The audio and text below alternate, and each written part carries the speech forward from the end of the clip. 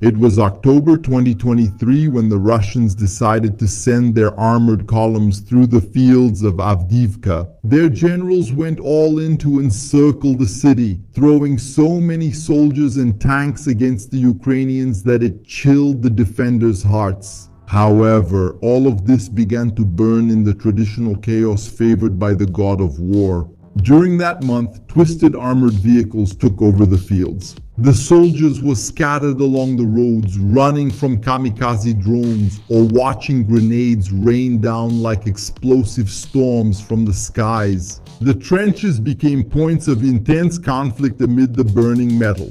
Both Russians and Ukrainians suffered that month, with failed or successful attacks always ending with the lives of men on both sides cut short.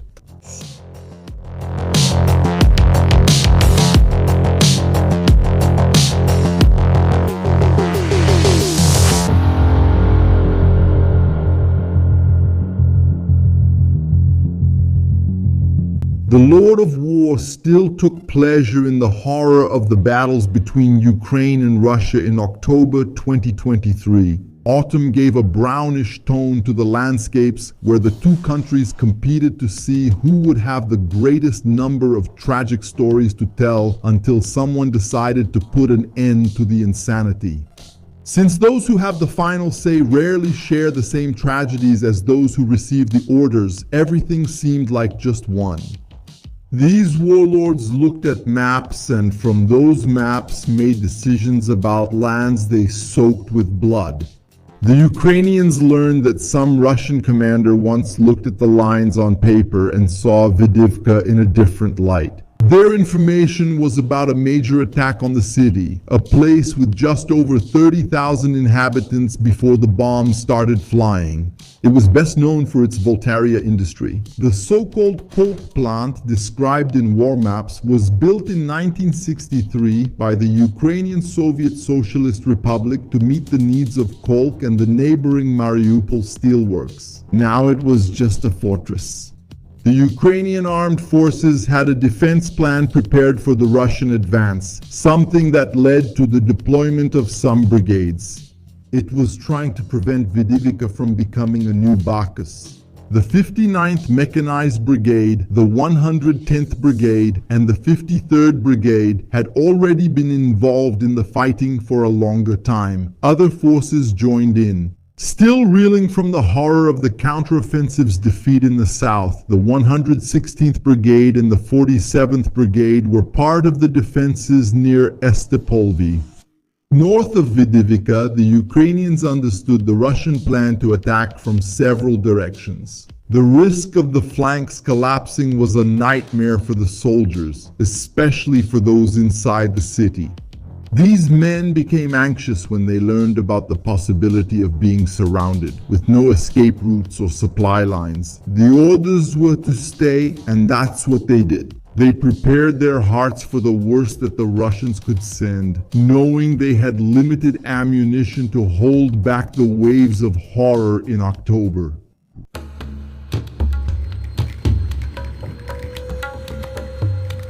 The first major Russian attacks began on October 10, 2023.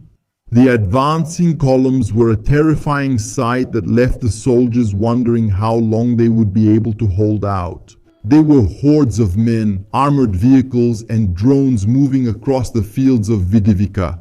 3 motorized rifle brigades from Russia's 8th Combined Arms Army had launched an attack, orchestrated to overwhelm the Ukrainian defenses. The targets were clear at first. Despite the fire hitting the city directly, the Russian advance also moved towards Stepolv and the coke plant in the northeast. Further south, Sivian was another target. Previously, the militias of the Donetsk People's Republic, now incorporated into the Russian forces, were the main troops in the area.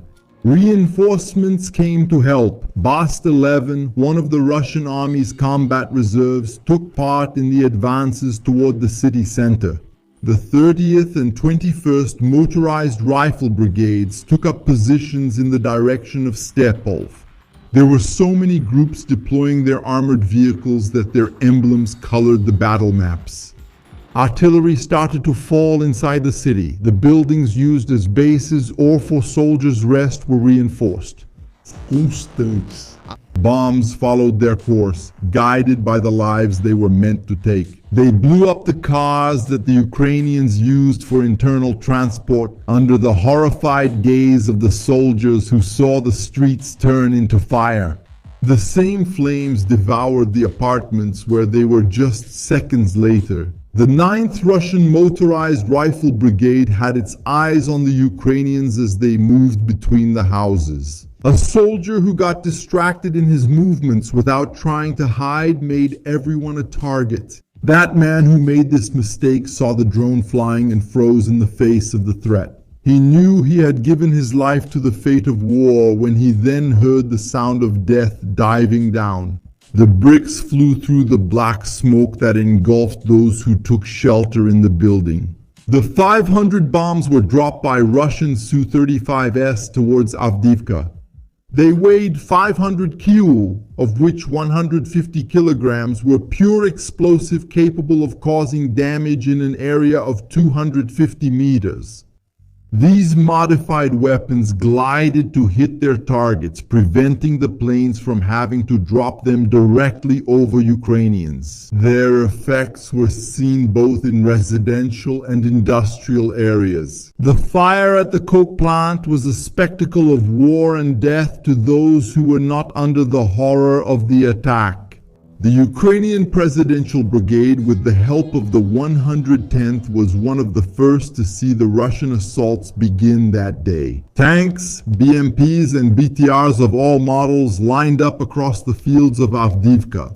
Still, patches of green decorated the autumn brown as metal creaked over the earth. The lead armored vehicle took the road along the tree line, moving away from the others. Soon its parts were scattered, flying across the fields with the first explosion of the day.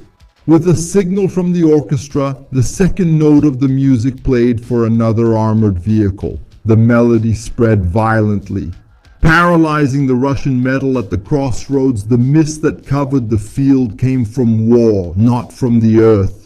Its acrid smell passed through the nostrils of the advancing Russians, completing the sense of terror with the music of the artillery falling upon them. Their tanks fired toward the Ukrainian trenches. Their hopes even rose when they saw the enemy defenses up close, but the minefields were waiting for them. Caught in ground fire, tanks were blown apart, whether from the mines or from the ATGMs coming out of the tree lines. Many had to leave the twisted metal behind and run for the scant protection of the vegetation. Those whose transports were destroyed in the middle of the field knew that their only protection was the craters left by artillery or the twisted metal. They brought the wounded closer, but the drones found them just the same. The explosions were heralds of the void that sucked the life out of the defeated Russian soldiers. It was impossible for the BTR and BMP crews to stay as support near the trenches. Artillery was falling heavily on them and RPGs flew out from inside the bullets. The soldiers tried to disembark while some armored vehicles started up. One of the men fell right behind, unable to get up with the gunfire passing just under the edge. His colleague watched and tried to shout, but nothing could make the drivers hear the warning that there was someone behind the vehicle that was backing up. The tons crushed the Russian. As if in revenge, something filled the BMP with fire, but it didn't disable it. He escaped from the battlefield, abandoning a parade. Men came fighting alone against the trench. Crossing the mines in the field was never safe in that war. The threat kept watching from among the trees. The projectiles were aimed at the armored vehicles, waiting to brutally drain the soldiers' hopes of close combat. Ukrainian intelligence special forces operated in the area precisely with these strategies. The Omega Special Forces took the same care to take out the armored vehicles that moved close to the tree lines. The soldiers of the 2nd Battalion of the Presidential Brigade didn't just stand by and watch. Those Russians who managed to take cover in trenches or occupy the foxholes the Ukrainians had previously lost had to be driven out. The men demanded their surrender, but the soldiers remained hidden underneath. Underneath the almost destroyed bunkers, the smoke forced the Russians out into the sights of Ukrainian rifles, increasing the number of prisoners that would be used in exchanges. The 79th Air Assault Brigade managed to stop another column that approached their tree line. The threat was serious enough for the soldiers to see the Russians up close with the tanks firing shells at them. They took cover, trenches, while the artillery and drones allowed the magic of war to make the tank disappear under curtains of dark smoke. The remains of armored vehicles piled up on the brownish vegetation. Some parts, still relatively intact, were blown up to prevent the Russians from restoring them. The surviving soldiers had to run unprotected under the threat of drones.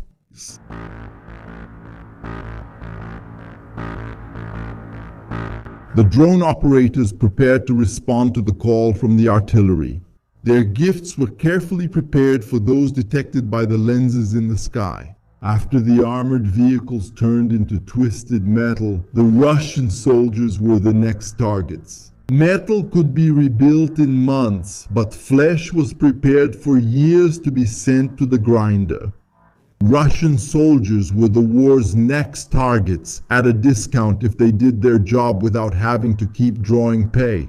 But this piece of the war, this mere pawn, took longer to produce than a tank. The roads began to turn into new paths to death. The BMPs and BTRs, still intact, were filled with soldiers trying to escape. The kamikaze drones targeted these clustered men, causing them losses, a reference for an eternal escape from those nightmare valleys. The survivors of the explosion tried to hide in the nearest trenches without success. The same smoke that engulfed the BMP filled the trenches where the men had gathered. Soldiers jumped from moving vehicles, trading the certainty of explosions for the possibility of broken limbs. Tanks and any other equipment were targets for the drones, leaving their crews stranded in the Ukrainian sights. The soldiers stranded among the million-dollar wreckage on the roads tried to find escape routes. One of them seemed calm as he walked, seeing that the Ukrainian artillery no longer seemed to be a problem. Despair struck when he saw the rotors in the sky. He ran as best he could with death's lens trained on him. As he passed between them, he looked back, hoping he had escaped, and death answered him, exploding in his face. He got up with difficulty, still struggling not to be taken by the Reaper. A faster friend escaped, while another drone circled the soldier in the middle of the valley of twisted metal and dry trees. The explosion finally tore apart the remaining flesh that sustained life, his terrified comrade. He pointed at the fallen body, his chin trembling, not knowing if he was indicating everyone's fate or asking for help. Terror did that to a man. Two Russians tried to move with supplies when the loitering munition found its final target. They tried to run, but the weight made them even slower and provided the drone with an easy target. Both of them went down, one with his life ended and the other with wounds acabadas. He sat on the sack and looked at the world in farewell. He heard the impossible as the propellers buzzed over his ears. He waited for the blow that took him away from that insane war. These men walked over bodies of metal and flesh abandoned on the roads. When they saw the drone, they each prayed individually for their lives to be spared. One of them tried to hide behind a pole, a desperate act in the face of death. That was all he had left, and the drone missed him by a hair. It seemed like luck to still be alive, even though he was wounded. But the ammunition ignited, with flames that leapt to devour his uniform, his skin, and his flesh. The men walked in a line along the road, spaced apart to reduce the chance that they would all die in a single strike. When the cadaverous finger of death pointed at one of those souls, there was little left to do. The drone descended upon the man who crouched down. He exploded under the gaze of the others, who were grateful to still be alive. The Russians turned their backs and continued walking, not knowing how many of their own would still be left on the road. The bravest tried to carry their wounded comrades, even knowing how much it slowed them down. War never rewarded these good deeds. The mere rewards were illusions, mirages in the desert that fueled man's longing for glory. The only reward came from the very hearts of those who were saved and recognized these sacrifices. War rewards only its masters, whether they are defeated or victorious. There was never any relief on that road. A man who stopped among the remains of Russian vehicles for a mere rest or to relieve himself was just as much a target as those who walked on in desperation. Anyone who didn't keep their distance from their comrades, seeking safety in the company of those who survived, only got the same in return. A shared death, with the agony lasting longer as the damage was spread across more than one body, while the flesh suffered until the soul was finally released. What the drones didn't eliminate, other weapons like mines or even artillery cleared from the field. A surviving soldier walked alongside the armored vehicles after being abandoned by his fleeing companions, seeing only the metallic graveyard around him. He sought protection by walking along the tree line where he hoped for some safety. The war gave him the peace of death during those steps, leaving his forgotten corpse in a trench that would not be mentioned in the history books.